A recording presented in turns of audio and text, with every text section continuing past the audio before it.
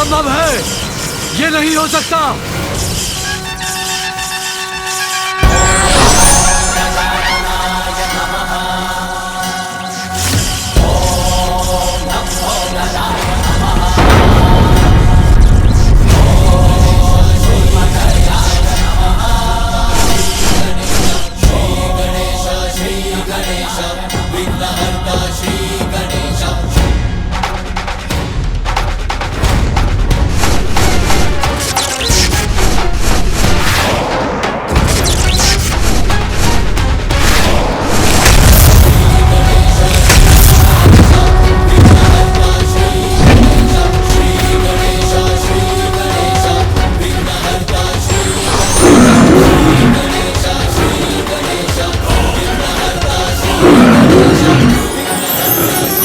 वक्रतुंड महाकाय सूर्यकोटि समप्रभ निर्विघ्नं कुरु मे देव सर्वकार्येषु सर्वदा। वक्रतुंड महाकाय। दंभासुर, संसार का प्रत्येक अहंकार तो नष्ट होकर ही रहता है। मैं अपने इस स्वरूप में अहंकार का सर्वनाश करता हूँ। सत्य कहा प्रभु, मेरा अहंकार नष्ट हुआ और मैं सत्य को जान पाया। ये आपकी कृपा है प्रभु। सर्वदा मुझे क्षमा कर दीजिए, मेरा अंत मत कीजिए, मेरा अंत मत कीजिए, मुझे क्षमा कर दीजिए।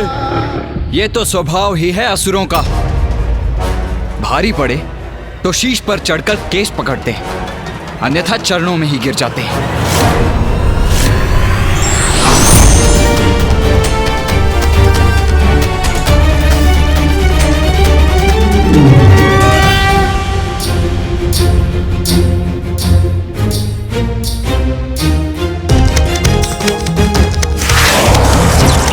देवताओं द्वारा उत्सर्जित शक्ति अब भी कैलाश की ओर बढ़ रही है। उसे किसी प्रकार से नष्ट करना होगा हमें।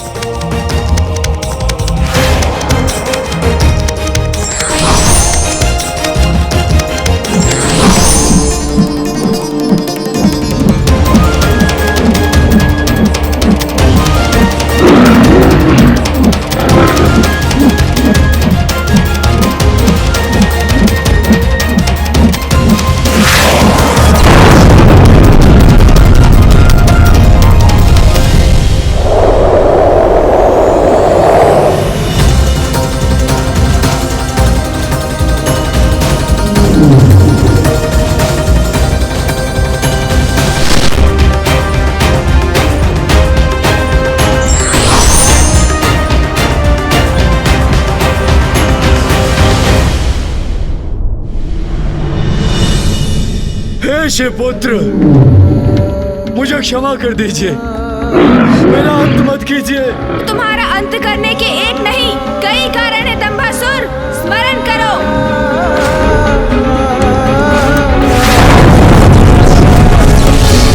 अब से कैलाश का अधिपति मैं हूँ, केवल मैं। बिना मेरी अनुमति के कैलाश में कोई प्रवेश नहीं कर सकता। कैलाश असुरों का है। तुम्हारा अपराध अक्षम्य है दंभासुर।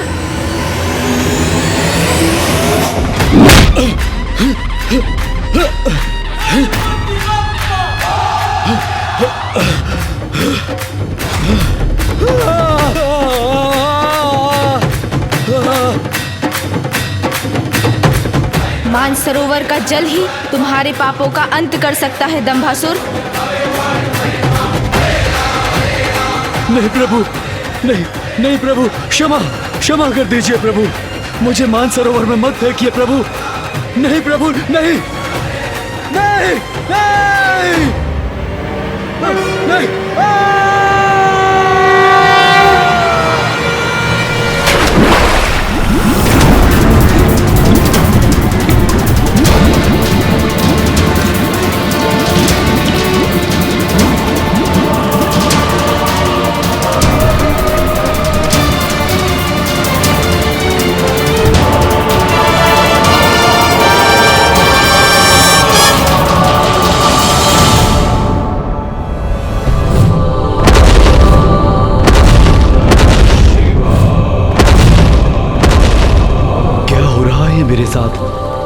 कैसी अद्भुत अनुभूति हो रही है। ध्याये नित्यं महेशं रजतगिरिनिभं चारुचन्द्रावसन्तं पद्मासीनं समन्तात् स्तुतममरगणैर्व्याघ्रकृतिं वसानं विश्वाद्यं विश्वबीजं निखिलभयहरं पञ्चवक्त्रं त्रिनेत्रम्।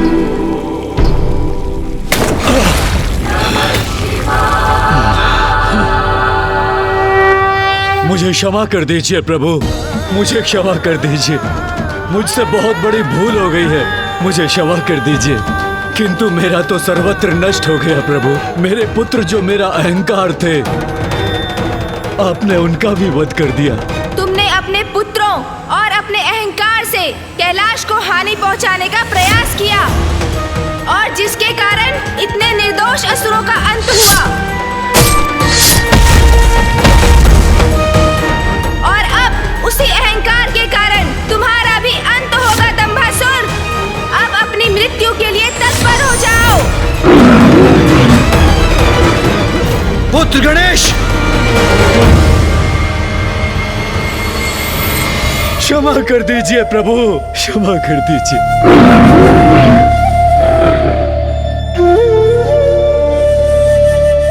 उसे क्षमा कर दो पुत्र गणेश। दंभासुर के पुत्रों के साथ तुमने उसके अहंकार का नाश किया। यदि तुम उसका वध कर दोगे तो इसे अपनी भूल का पश्चाताप करने का अवसर नहीं मिलेगा। उसे क्षमा कर दो पुत्र। हाँ प्रभु, मुझसे बहुत बड़ी भूल हो गई है, मुझे क्षमा कर दीजिए। प्रभु, आपने अपने वक्रतुंड रूप के दर्शन देकर मुझे कृतार्थ किया। मेरे सारे विकार हर लिए हैं आपने।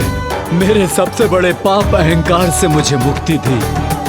अब एक कृपा और कर दीजिए प्रभु, मेरे सारे अपराधों को क्षमा कर मुझे सन्मार्ग पर चलने का अवसर दीजिए।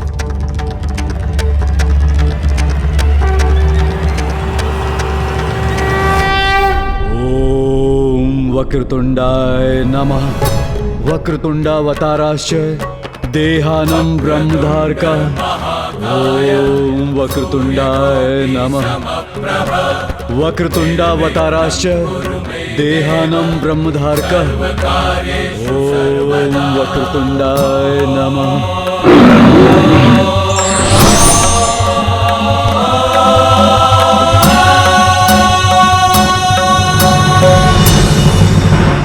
मेरा ये वक्रतुंड स्वरूप अहंकार को नष्ट करने के लिए है, किंतु जो अपनी भूल स्वीकार कर सुधरने की चेष्टा करेगा, मैं उसे उसका अवसर भी अवश्य दूंगा। ये तुम्हारा सौभाग्य है कि तुम कभी महादेव के आसन पर स्थित नहीं हुए, अपितु सदैव उनके चरणों में आसन ग्रहण किया और मेरी स्तुति गाकर तुमने मुझे प्रसन्न किया। अन्यथा तुम्हें क्षमा करना असंभव हो जाता। जाओ दंभासुर, अपने इस अवसर का उचित प्रयोग करो। सत्कर्म करते हुए अहंकार रहित जीवन व्यतीत करो। मैं धन्य हो गया प्रभु, मैं धन्य हो गया। आपको कोटि कोटि प्रणाम प्रभु।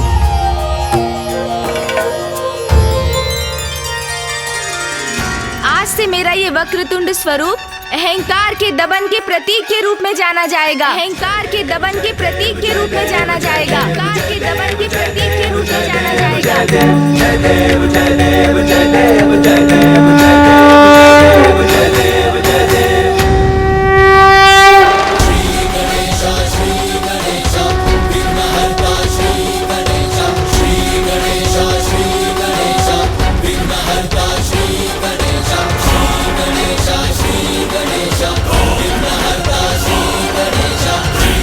वास्तविकता में अहंकार व्यक्ति का सबसे बड़ा शत्रु है, जो अवसर पाते ही प्रबल होकर भिन्न भिन्न रूप लेकर हमें अपने वश में कर लेता है। किसी को धन का अहंकार है तो किसी को सौंदर्य का। विद्या का, वाहन का, शक्ति का। और किसी किसी को तो भक्ति का भी अहंकार हो जाता है। कारण जो भी हो, अहंकार तो सदैव पतन की ओर ही ले जाता है।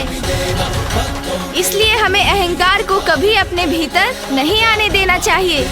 और स्मरण रहे, जो स्वयं को ईश्वर के कार्यों का साधन मात्र समझकर अपने कर्म करता है, उसे अहंकार कभी स्पर्श भी नहीं कर सकता। और अहंकार का ये विष मात्र असुरों को ही नहीं, देवताओं पर भी हावी हो सकता है।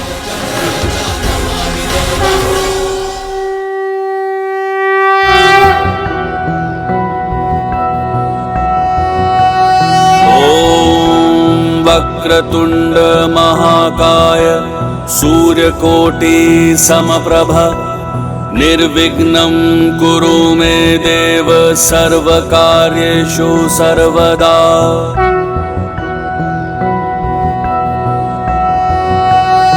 ॐ वक्रतुंड महाकाय सूर्यकोटि समप्रभ निर्विघ्नं कुरु मे देव सर्वकार्येषु सर्वदा।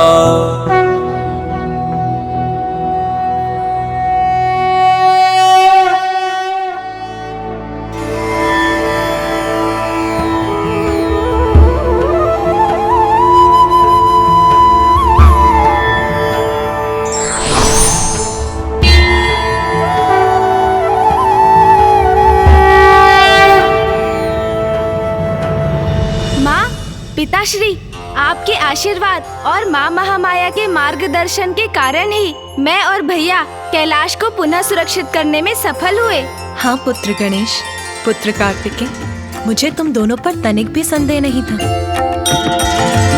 क्योंकि जो धर्म के सहायक बनकर सत्कर्म करते हैं, अधर्म उनके मार्ग में बाधा अवश्य बन सकता है, किंतु उन्हें रोक नहीं सकता।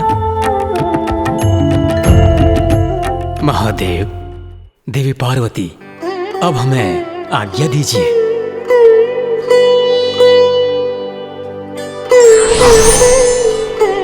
महादेव, अब हम सबको भी आज्ञा दीजिए।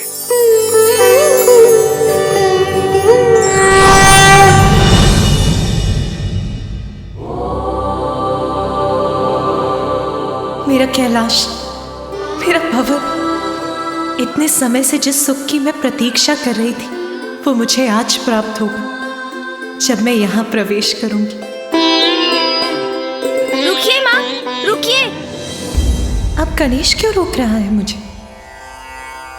माँ, इन असुरों ने जो बाधा उत्पन्न की, कदाचित उसके कारण आप ये भी भूल गयी कि आप पिताश्री से पुनर्विवाह करने के बाद कैलाश लौटी हैं।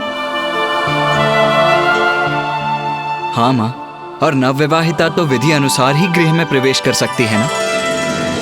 तो आप यहीं रुकिए माँ, तनिक प्रतीक्षा और कीजिए। भैया और मैं अभी आए।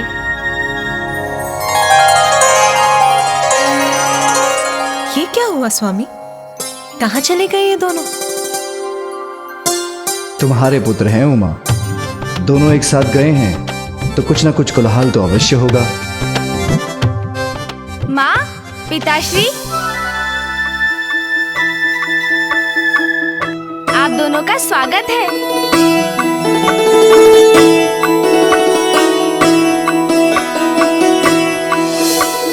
मेरे स्वागत में मेरे पुत्र और गण इतनी सुंदर व्यवस्था करेंगे, मैं तो इसकी कल्पना भी नहीं कर सकती थी। आइए माँ, अब आगे बढ़िए। चलिए पिताश्री।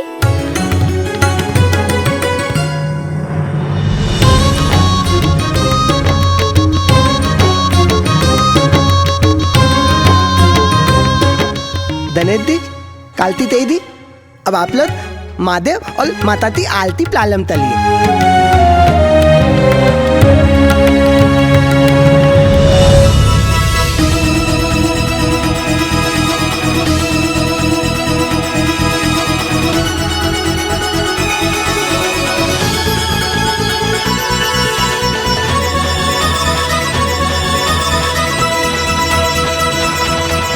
माँ, अब अपना दाहिना पांव बढ़ाकर इस कलश को एक मंद ठोकर से उलट दीजिए, फिर अपना पाँव भीतर रखिए। अच्छा पुत्र गणेश, तुम तो सभी विधि विधान में बहुत निपुण हो गए हो। इसका श्रेय तो मामी जी और बुआ जी को जाता है माँ। उन्होंने ही मुझे सब कुछ विस्तार से समझाया है। माता,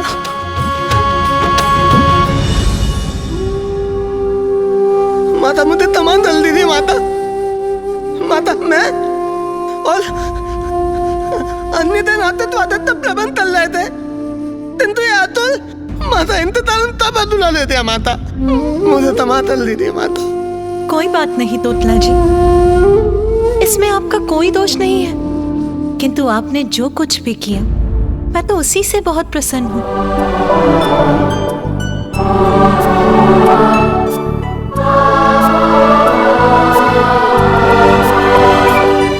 आइए माँ, आइए पिताश्री।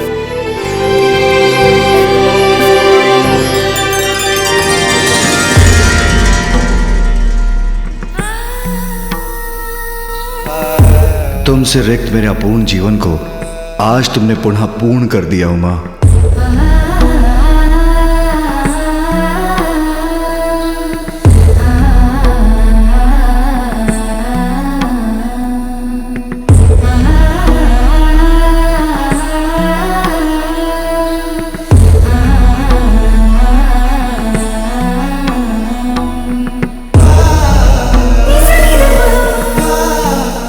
कैलाश लौटकर मुझे इतना आत्मिक सुख मिल रहा है, ऐसा प्रतीत हो रहा है जैसे यहाँ का कण कण मुझे स्नेह से निभा रहा है।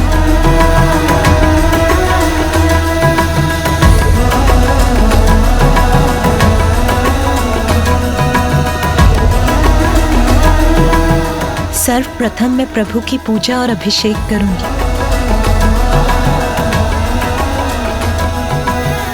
तुमने कैलाश लौटकर मेरे जीवन को पुनः आनंद से परिपूर्ण कर दिया है उमा। नाथ, आनंदित तो मैं हूँ। अब मेरे समस्त कष्ट दूर हुए, पुनः सुखों से भर गया मेरा जीवन। माँ के लौट आने से, हमारे संपूर्ण परिवार के कैलाश में एकत्रित होने से मेरा हृदय तृप्त हो गया। सत्य है, अंत भला तो सब भला।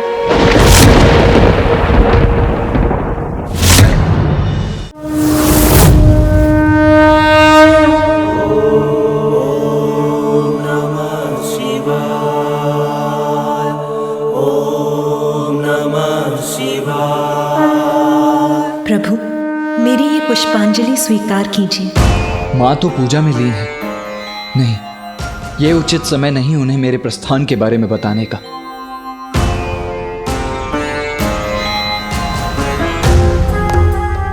पूर्व में जब माँ से कहा था तो वो क्रुद्ध हो गई थी। अब कैसे उनके समक्ष अपनी बात रखूं मैं? पुत्र कार्तिकेय, माँ मैं ये कहना चाह रहा था। ये देखो, इसे यहाँ किसने रखा? इसे तो यहाँ होना चाहिए था। अरे अरे माँ, ये आप क्या कर रही हैं? मैं हूँ ना। ओह, माँ का मन तो अभी भी सामान्य नहीं। कैसे कहूँ उनसे, कहीं वो क्रुद्ध न हो जाएं। लीजिए माँ, उचित है ना? अब उचित तो कुछ भी नहीं है पुत्र। इस कक्ष की अवस्था तो देखो, यहाँ तो सभी कुछ अस्त व्यस्त है। मुझे ज्ञात है पुत्र, मेरी अनुपस्थिति में नंदी और गण सब कुछ व्यवस्थित रखने का प्रयास कर रहे थे, किंतु कोई बात नहीं, अब मैं आ गई हूँ ना, अब मैं सब व्यवस्थित कर दूंगी। हाँ माँ, और इसमें मैं आपकी सहायता करूँगा। और भैया भी है ना? भैया, आप भी माँ का हाथ बटाएंगे ना? हाँ गणेश, किंतु माँ वो शुभ कार्य में विलंब क्यों? मुझे अभी प्रारंभ करना चाहिए।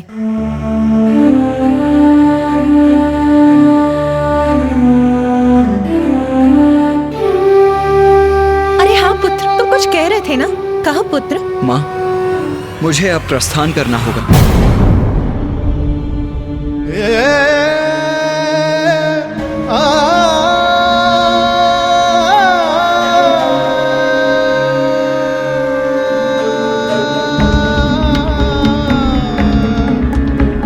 इतनी शीघ्र पुत्र?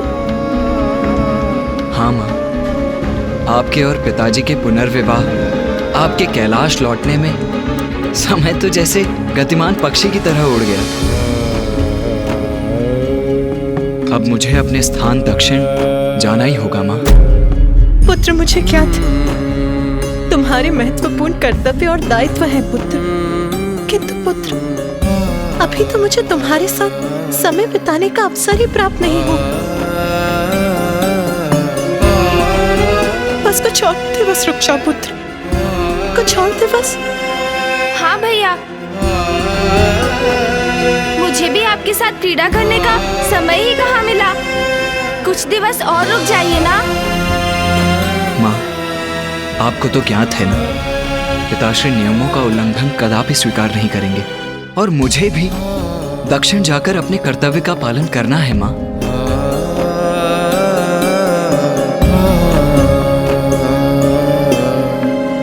इसलिए मुझे अब जाने की अनुमति दीजिए माँ। प्रणाम माँ। तुम्हारा जाना हमें दुखी अवश्य करेगा पुत्र, किंतु तुम्हारी माँ को तुम पर गर्व है पुत्र।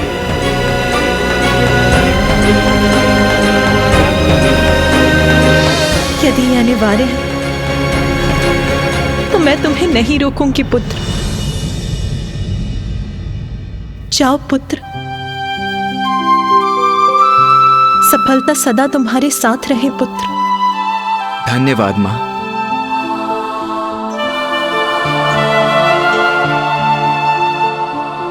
भैया भैया, कुछ दिवस रुकिए ना, बहुत आनंद आएगा।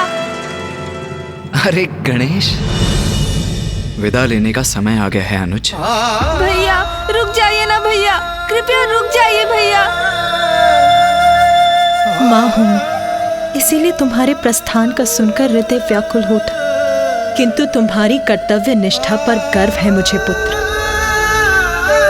अपना माँ और पिताश्री का ध्यान रखना। भैया। पुत्र कार्तिकेय,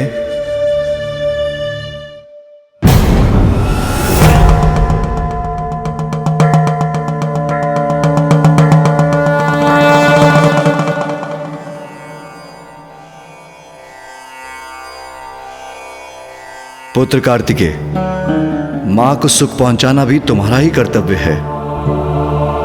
वो चाहती हैं तो कुछ और दिवस यहां रुक जाओ।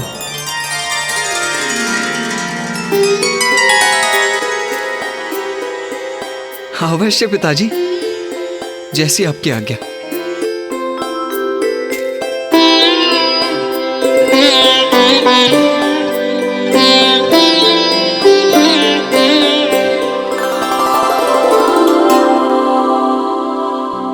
अब मेरा पूर्ण परिवार प्रसन्न है, कोई उलझन शेष नहीं, तो मैं निश्चित होकर ध्यान कर सकता हूं।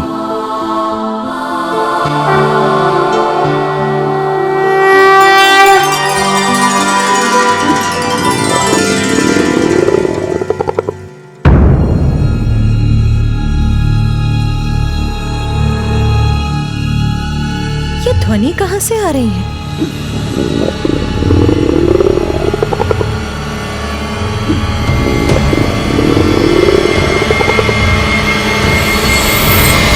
तो गणेश से आ रही है यह ध्वनि।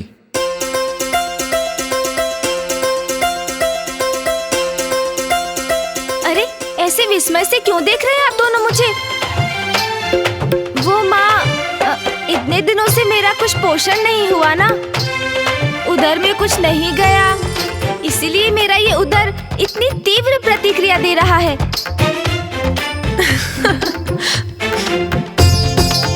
चिंता मत करो पुत्र, अब मैं आ गई हूँ ना, अब मैं तुम्हें तुम्हारे सभी प्रिय व्यंजन अपने हाथों से बनाकर खिलाऊंगी। माँ के हाथ से व्यंजन, उसकी तो कल्पना से ही मेरे मुख में पानी आ गया। उचित है माँ, उचित है, सर्वथा उचित है।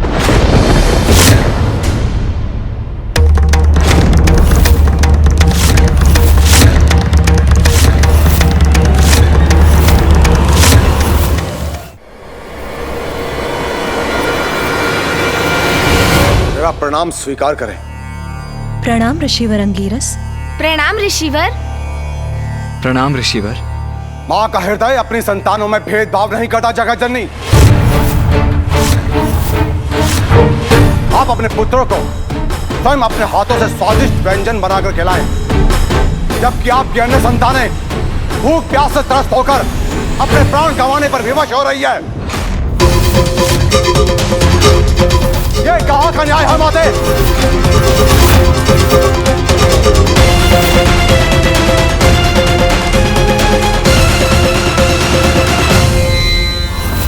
ऋषि अंगीरस, ये आप क्या कह रहे हैं? उचित ही तो कह रहा हूं माता। जब भगवान ही भक्त की गुहार ना सुने तो विवश होकर भक्त को भगवान के निकट आना ही पड़ता है। ऋषि अंगीरस, आप जो कह रहे हैं मैं समझ नहीं पा रही। आप बहुत लंबी यात्रा से आए, तनिक विश्राम कर जलपान ग्रहण करिए, फिर आपको जो भी कहना है विस्तार से कहिएगा। माता, मैं अपने कठोर वचनों के लिए क्षमा चाहता हूं। विश्राम का अवकाश नहीं है मेरे पास। जलपान नहीं करूंगा मैं। भोजन का निवाला कैसे अपने मुख में रख सकता हूं माता, जबकि दक्षिण में मेरे बंधु बांधव घोर कष्ट में है। दक्षिण में ऋषिवर? क्या हुआ है वहां?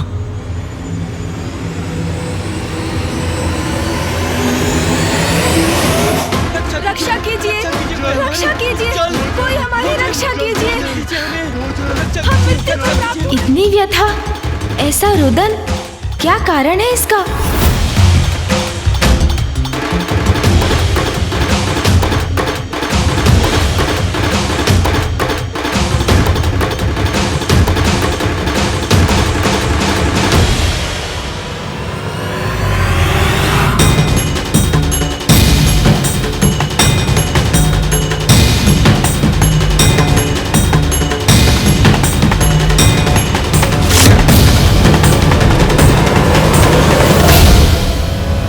हे महादेव, पानी पानी अपनी संतानों का दुख देखा नहीं जाता। खाने के लिए एक अन्न का दाना भी नहीं है। प्रभु कुछ कीजिए प्रभु, बच्चे भूख से विलग रहे हैं, कुछ कीजिए प्रभु। पानी प्रभु, पानी।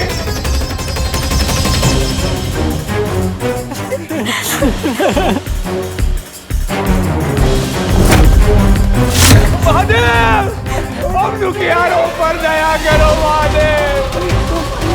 अब तो प्रथम पुत्र गणेश ही सबके विघ्न हरते हैं। हमारी पुकार सुन, हमारे जीवन का विघ्न हरेंगे। प्रभु, हमारे प्रभु।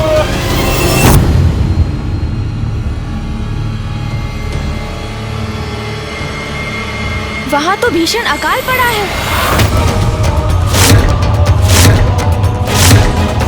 अकाल?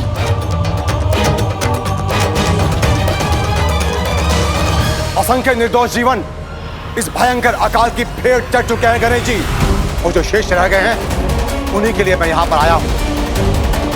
महादेव ने माँ गंगा को अपनी जटाओं से मुक्त किया था। अब तो वही एक आस है कि वो मेरी गुहार सुन ले और पुनः माँ गंगा को अकाल से पीड़ित धरती पर प्रभावित होने की अनुमति दे। कदाचित ये उचित समाधान नहीं है ऋषिवर। माँ गंगा के प्रचंड वेग से तो और विनाश हो सकता है। गणेश, वर्षा करवाने का दायित्व तो देवराज इंद्र का है ना? तो तुम उन्हें बुलाकर क्यों नहीं पूछ लेते कि वो वहां वर्षा क्यों नहीं करवा रहे हैं? हाँ पुत्र गणेश, यही उचित रहेगा। ऋषिवर, आप निश्चिंत रहिए, मैं इस समस्या का समाधान शीघ्र ढूंढूंगा।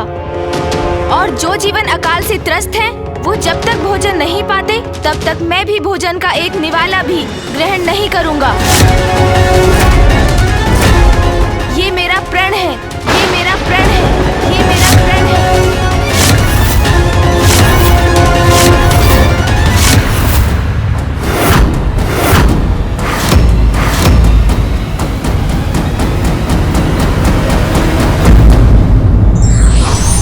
संकट है तो समाधान भी हैं। बस आवश्यकता है धैर्य, साहस और सूझबूझ की।